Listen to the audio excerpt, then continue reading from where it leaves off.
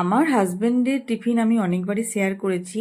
তো হাজব্যান্ড যেটা খায় সেটা কিন্তু মেয়ে খায় না। হাজব্যান্ড শুকনো রুটি তেল বোলানো ছাড়া তরকারি দিয়ে রুটি আর একটা মুড়ির সাথে কিছু নিয়ে যায়। এইদিকে মেয়ে খায় তেল বোলানো পরোটা। হ্যাঁ, তো যেটাকে আমরা পরোটা বলে থাকি, তো আমি পরোটার মতন করে বেলি না, গোল গোল করেই বেলে দিই। আর তার সাথে বেগুন ভাজা, এটাই মেয়ে খায়। কোনোদিনও আলু ভাজা, কোনোদিনও বেগুন ভাজা। আর একটা টিফিন দিয়েও দিই সঙ্গে। তো আমি এটাতে সবজি দিয়ে একটু সুজি বানাচ্ছি, তো আগে খেয়াল করিনি। তো সুজিটা দেখলাম খুবই কম পরিমাণে রয়েছে, তো কি করব, যাই হোক সুজি করব ভেবেই নিয়েছি, তো করেই দিলাম। আমি এমনিতেও খুবই কমই খাই। তো এই যে সুজিটা, নোনতা সুজি, একটু এটা নুন দিয়ে হবে। চিনি নুন দেব, দুটোই দেব, কিন্তু একটু নোনতা ভাবটা বেশি থাকবে। এইদিকে একটু আপেল দিয়ে দিলাম, যেহেতু সুজিটা খুবই কম আছে।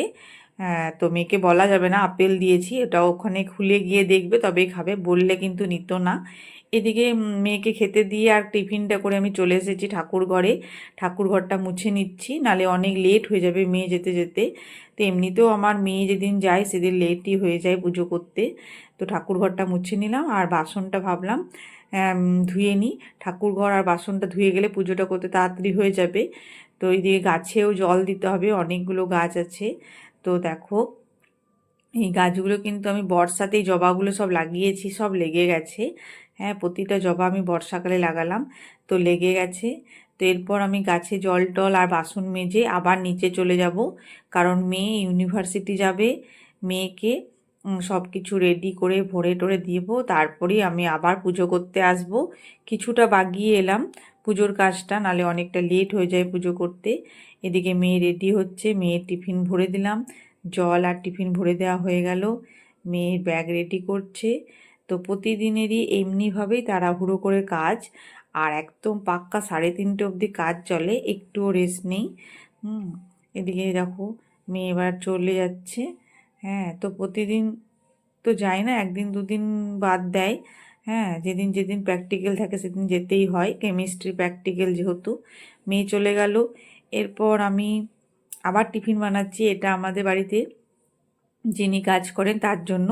আমার কিন্তু এখন না, আমি ওকে দিয়েই পুজো করতে চাই। আমার মনে হয় সবাইকে দিয়ে পুজো করতে গেলে আমার পুজোটা নিশ্চিন্তে হবে। তো ওকেও খেতে দিয়ে দিলাম, পেঁয়াজি করলাম ওর জন্য একটুখানি। হ্যাঁ, এবার আমি পুজো করতে চলে এসেছি। তো পুজো করতে এসে প্রতিদিনই তো আমার গোপাল আছে, তো গোপালকে রকমারি ড্রেস পরাতে হয়, গোপালকে স্নান করাতে হয়।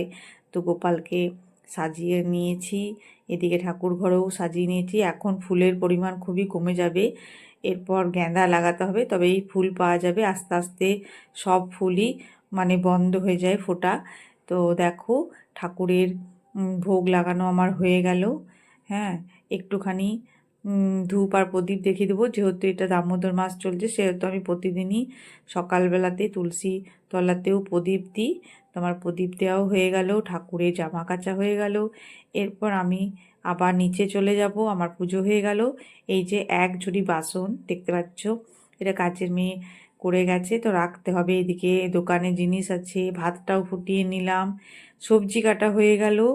তো কি কাজ কি কাজ, সকাল থেকে একটুও রেস্ট পাওয়া যায় না, প্রচুর কাজ থাকে একটা ঘরে, মানে এত কাজ বলার নেই।